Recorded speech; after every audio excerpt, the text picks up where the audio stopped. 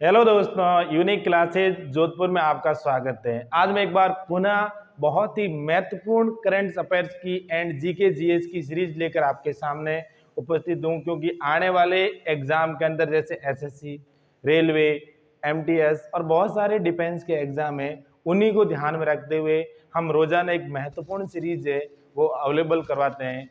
आइए आज एक मोटिवेशन क्वेट के साथ आज की शुरुआत करते हैं। सफलता पाने की चाह सभी में होती है, पर सफलता उन्हीं को मिलती है जिनकी जान होती है, जो बहुत ही जिद करते हैं, मेहनत पर अड़े रहते हैं, उन्हीं को सफलता मिलती है। इन्हीं के साथ मैं आज फर्स्ट क्वेश्चन की शुरुआत कर रहा हूं। फर्स्ट क्वेश्चन, हाल ही में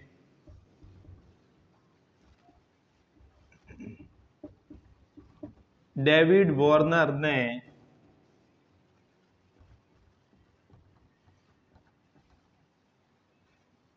अंतर्राष्ट्रीय क्रिकेट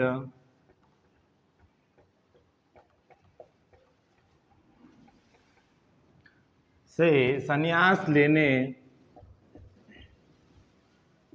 की घोषणा की है। वह किस देश के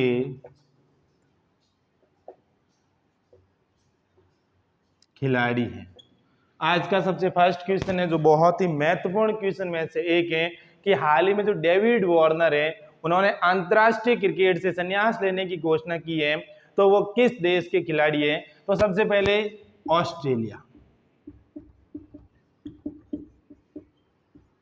किस देश के खिलाड़ी है? ऑस्ट्रेलिया के बहुत ही अनुभवी खिलाड़ियों में से एक है, जिसका नाम है डेविड वार्नर। क्योंकि डेविड वार्नर ने लंबे समय तक ऑस्ट्रेलिया से खेल रहे थे, उनका लंबा नाता रहा है ऑस्ट्रेलिया से। बहुत ही मूल्यवान खिलाड़ी है, अनुभवी खिलाड़ी है, क्योंकि इनकी जो फर्स्ट उपलब्धि है वो है 2015 के अंदर वर्ल्ड कप विजेता।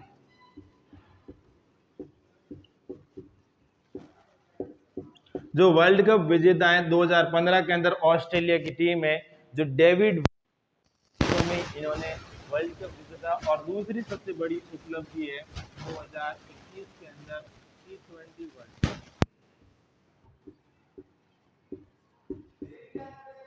वर्ल्ड कप विजेता। तो इन्हीं के नेतृत्व में इन्होंने 2015 और 2021 के अंदर ऑस्ट्रेलिया को विजयी बनाया। लेकिन जो 2024 के अंदर T20 वर्ल्ड कप है जो खेल रहे हैं, ऑस्ट्रेलिया भी खेल रही थी, लेकिन ऑस्ट्रेलिया की हालत इस समय इतनी खराब रही, उनका प्रदर्शन इतना खराब रहा, उन्हीं को देखते हुए डेविड वार्नर ने ना संन्यास लेने की घोषणा कर दी। क्या कर दी? संन्यास लेने की घोषणा। इसी के साथ क्वेश्चन नंबर 2, बहुत ही महत्वपूर्ण क्वेश्चन है दोस्तों। आज इस बात को भी ध्यान रहे कि आने वाले एग्जाम के लिए हमारे साथ जुड़े रहे। हाल ही में भारत का प्रथम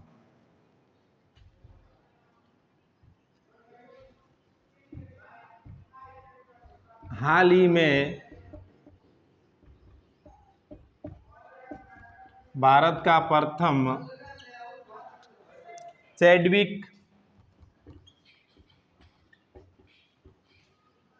हाल ही में भारत का प्रथम चैडविक हाउस नेविगेटिंग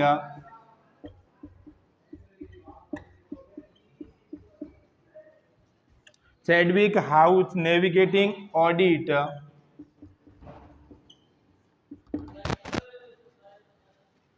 हेरिटेज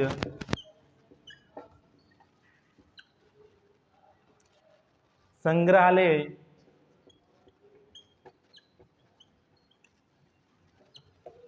का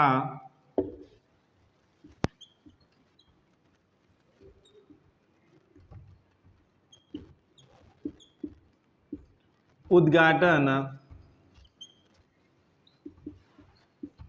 किसने किया है? तो सबसे महत्वपूर्ण क्वेश्चनों में से एक है कि हाल ही में प्रथम भारत का है ना, जो प्रथम है क्या है? Chadwick house navigation audit heritage संग्रहालय है जो भारत के अंदर जो प्राचीन समय की जो चीज थी उनको बचाए रखना, उनको सुरक्षित रखने के लिए एक हेरिटेज संग्रहालय है जो इनका उद्घाटन है, जो किसने किया और कहाँ पर किया। तो पहला सबसे पहला क्वेश्चन है कहाँ पर हुआ, तो ये हुआ है शिमला के अंदर। कहाँ पर हुआ, शिमला के अंदर। और किसने किया, तो ये क्या है भारत के, देखो किसने किया और कहाँ पर किया, ये सबसे बड़ी बात है। तो किसने किया, ये है भारत के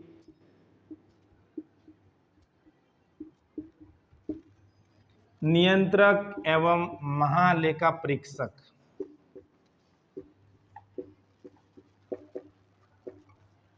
भारत के नियंत्रक एवं महालेखा परीक्षक है जिनको एक शॉर्ट भाषा में कहते हैं CAG। क्या कहते हैं, CAG। जो कैग है भारत के नियंत्रक एवं महालेखा परीक्षक है जिसका नाम है गिरीश चंद्र मुर्मू। क्या नाम है, गिरीश चंद्र मुर्मू है। इन्होंने हाल ही में इनका है जो उद्घाटन किया है। तो क्या नाम है, श्री गिरीश चंद्र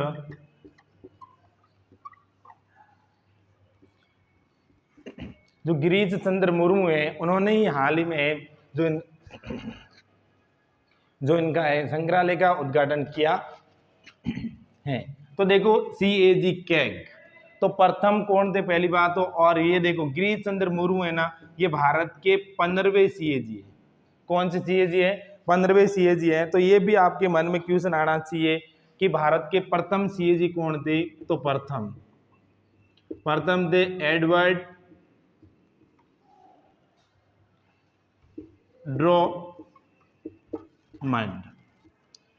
ड्रोमंड थे जो प्रथम CAG थे। और इनको कब बनाया गया था, 1860 के अंदर है जो इनको प्रथम CAG बनाया गया था। और ये भारत के 15वें CAG कौन है, गिरीश चंद्र मुर्मू। उसके बाद देखो आगे,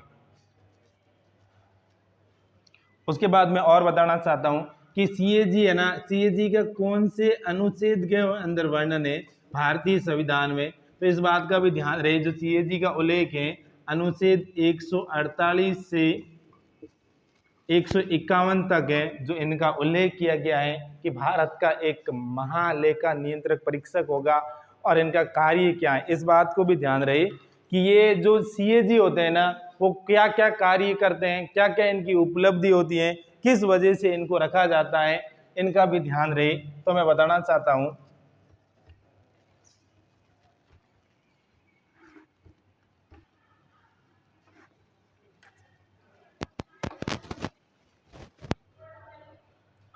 तो CAG होता है ना, CAG का कार्य क्या होता है। सबसे पहले कार्य होता है जो राज्यों एवं केंद्र शासित प्रदेश होते हैं ना,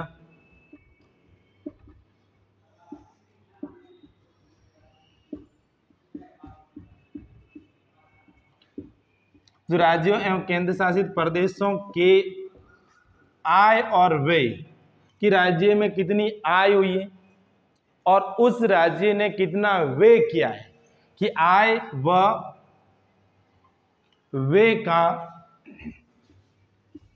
लेखा परीक्षण करना। व्यय का क्या करना, लेखा परीक्षण करना। इनका मुख्य उद्देश्य है कि किस राज्य की कितनी आमदनी है और वो राज्य कितने रुपए खर्च कर रहा है। इस बात को ध्यान में रखते हुए उन राज्य की आय और व्यय का लेखा परीक्षण करना। और उसके बाद बहुत ही महत्वपूर्ण क्वेश्चन अगला,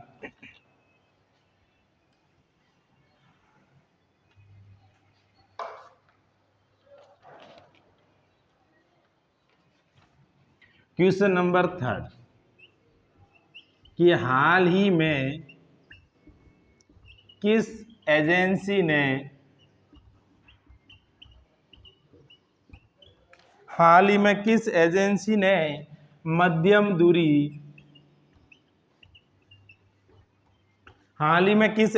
मध्यम दूरी की microwave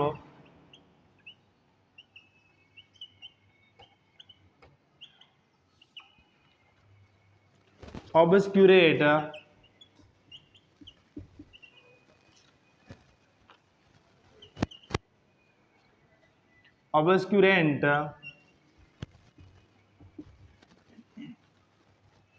check rocket chaff rocket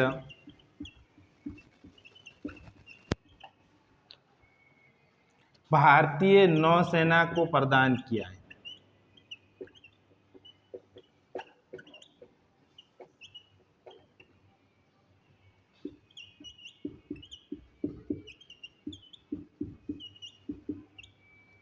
क्या है, देखो बहुत ही महत्वपूर्ण क्वेश्चन है कि हाल ही में किस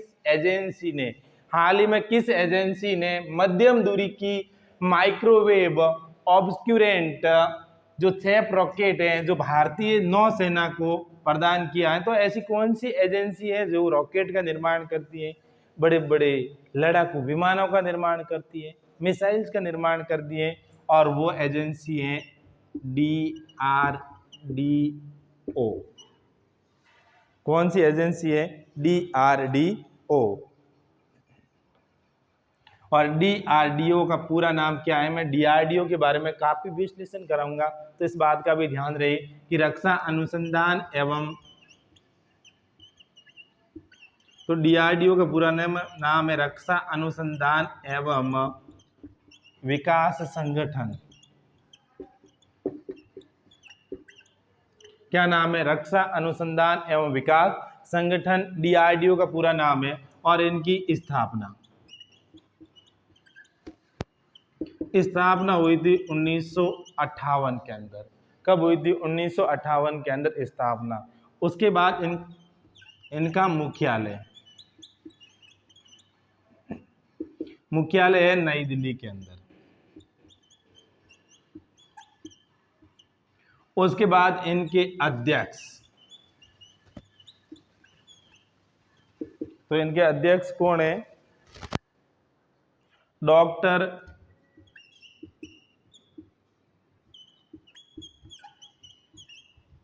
समित वी कामत। तो देखो DRDO के बारे में भी देखो, रक्षा अनुसंधान एवं विकास संगठन वो है DRDO। DRDO की स्थापना कब हुई? 1958 के अंदर हुई है। मुख्यालय कहाँ पर है? नई दिल्ली के अंदर है। और इनके अध्यक्ष कौन है? Doctor Samit V Kamat. तो DRDO का विशेष तौर से काम क्या है? जैसे हमारे देश के अंदर तेजस जैसे लड़ाकू जो हल्के विमान है ना, उस विमानों का निर्माण करना, सेना को आधुनिक हथियार प्रदान करना, नए नए टेक्नोलॉजी के साथ जो बदलाव हो रहे उस टेक्नोलॉजी के साथ नए हथियारों का प्रदान करना सेना को, इसी के साथ मिसाइल्स का निर्माण करना, बहुत सारे काम होता है जो DRDO हमारे रक्षा के मामले में भारत को आत्मनिर्भर बनाने के लिए इनका काम है। तो इस बात का भी ध्यान रहे कि DRDO है जो भारत की सबसे महत्वपूर्ण एजेंसियों में से एक है। उसके बाद अगला क्वेश्चन,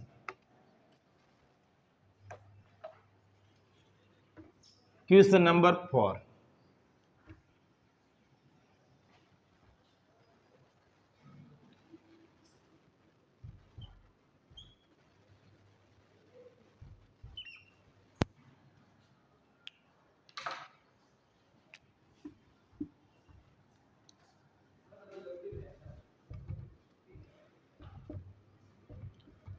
हाल ही में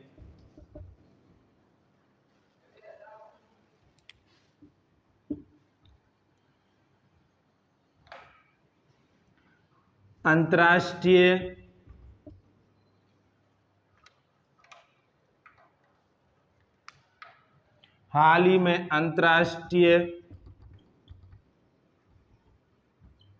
सौर गठबंधन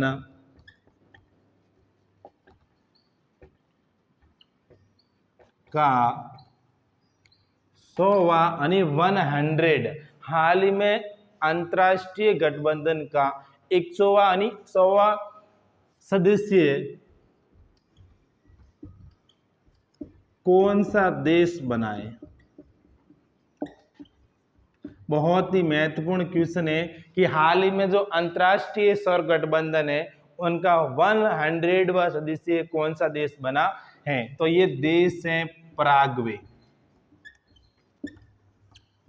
कौन सा देश है? पराग्वे है जो अंतर्राष्ट्रीय सौर गठबंधन का है, जो 100वां सदस्य बना है। और ये कहां पर स्थित है? तो ये है दक्षिण अमेरिका महाद्वीप का एक देश है जिसका नाम है पराग्वे, और ये पराग्वे जो भारत की और बहुत बड़ी एक एजेंसी है जिनका नाम है सौर अंतर्राष्ट्रीय गठबंधन। तो ये क्या है सौर अंतर्राष्ट्रीय गठबंधन? देखो,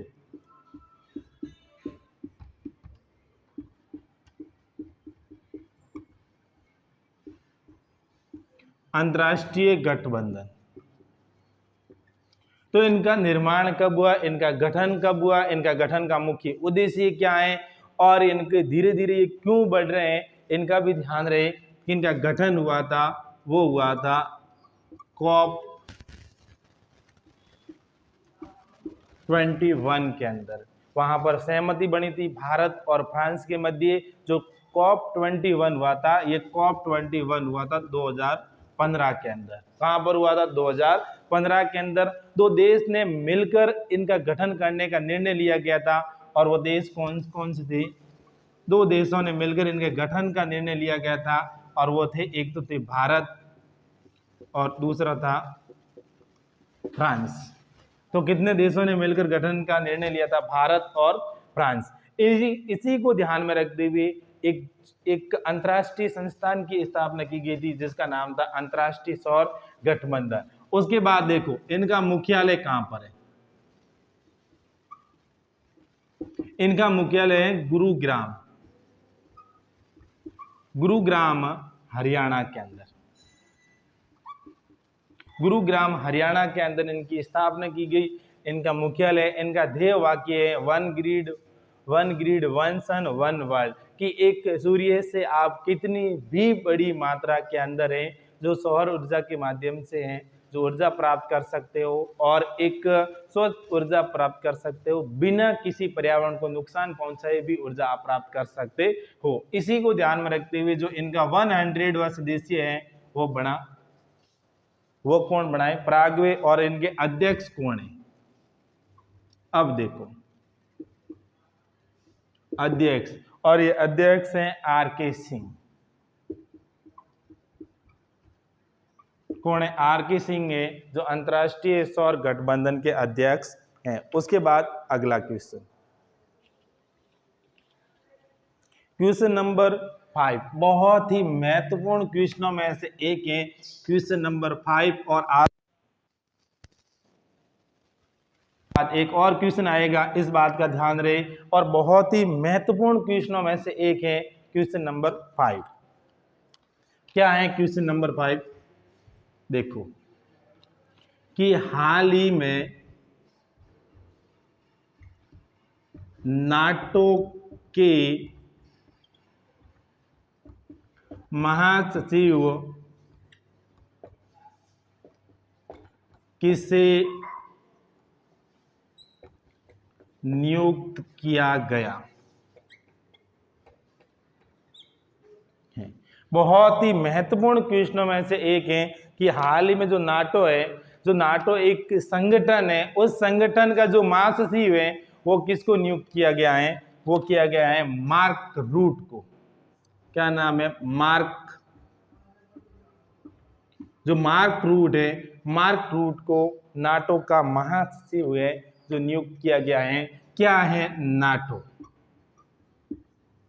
नाटो के बारे में जो पश्चिमी देश हैं, अमेरिका के नेतृत्व वाले जो पश्चिमी देश हैं, उनका एक बहुत बड़ा संगठन है जिसका नाम है नाटो। और नाटो की स्थापना कब हुई थी?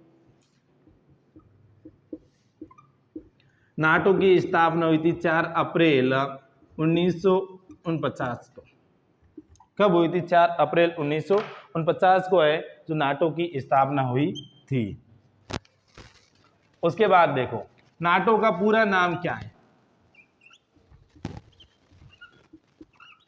पूरा नाम क्या है? तो पूरा नाम है उत्तरी अटलांटिक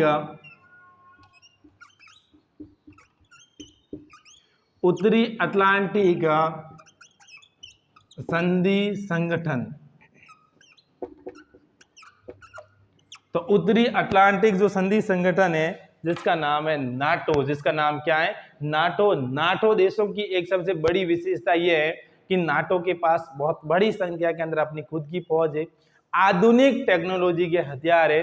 अगर कोई भी देश नाटो के सदस्य देशों पर हमला करता है तो नाटो की ये विशेषता है कि सभी देश अपने ऊपर हमला मानेंगे और इनका सभी देश मिलकर इनको जवाब देंगे।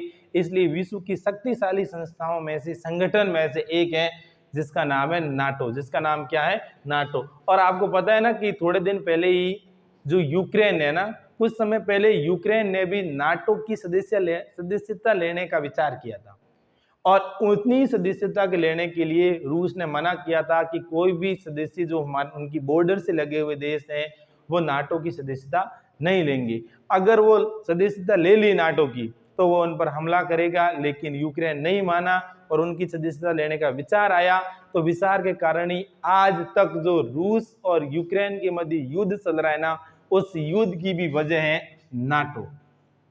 युद्ध की वजह कौन है? नाटो। क्योंकि नाटो के पास बड़ी संख्या में हथियार है, बड़ी संख्या का इनकी फौज है, आधुनिक टेक्नोलॉजी के जो लड़ाकू विमान है, इन्हीं को ध्यान में रखते हुए रूस अपने आप को सुरक्षित महसूस नहीं करता है कि अगर हमारी बॉर्डर के आसपास नाटो आ गया है तो उनके लिए थोड़ा खतरा महसूस होगा। इस बात के लिए रूस और यूक्रेन के मध्य आज भी युद्ध चल रहा है और उसके बाद नाटो के सदस्य, तो नाटो के सदस्य देश हैं वो है 32। कितने सदस्य देश हैं? 32 हैं। और इनका मुख्यालय क्या है? मुख्यालय है ये है ब्रुसेल्स।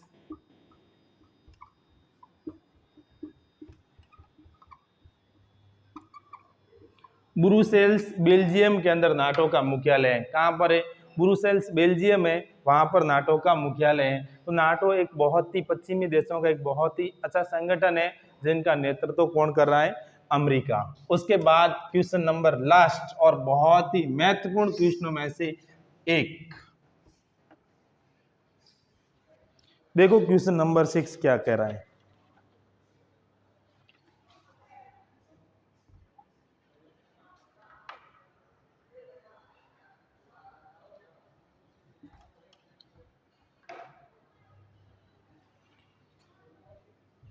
क्वेश्चन नंबर 6 कहता है कि Bharat centre of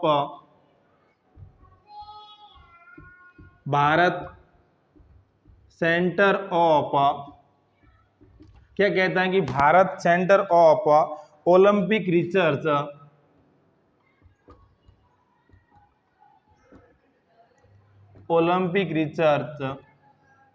Bharat centre of Olympic research and education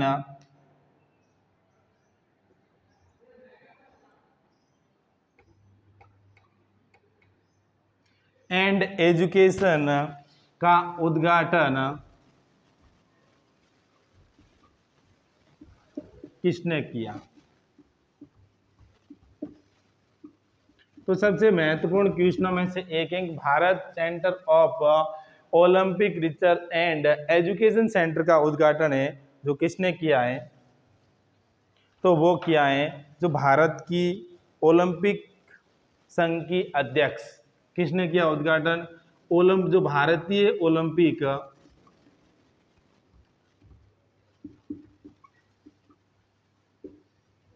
जो संघ की अध्यक्ष है, संघ की अध्यक्ष कौन है? पीटी उषा। और पीटी उषा ने इनका उद्घाटन किया है। और उद्घाटन कहां पर किया है? ये किया है गांधीनगर। कहां पर किया है? गांधीनगर, गुजरात के अंदर इनका उद्घाटन किया है। और इन्हीं के साथ क्यों? क्योंकि आने वाले खिलाड़ियों को तैयार करने के लिए, ओलंपिक में अच्छा प्रदर्शन करने के लिए, नवाचार के लिए, नए विचारों के लिए इनका उद्घाटन किया है। जो भारतीय ओलंपिक संघ की अध्यक्ष हैं पीटी उषा, जो बहुत बड़ी धावक हैं। इसी बात को ध्यान में रखते हुए अगर आज हमारा वीडियो पसंद आए तो शेयर, लाइक एंड सब्सक्राइब जरूर करना, क्योंकि आने वाले बहुत सारी वैकेंसी जो आई हुई है, आ रही है, उन्हीं को ध्यान में रखते हुए हम रोजाना क्वेश्चन लेकर आते हैं current affairs and static GK के। Thank you.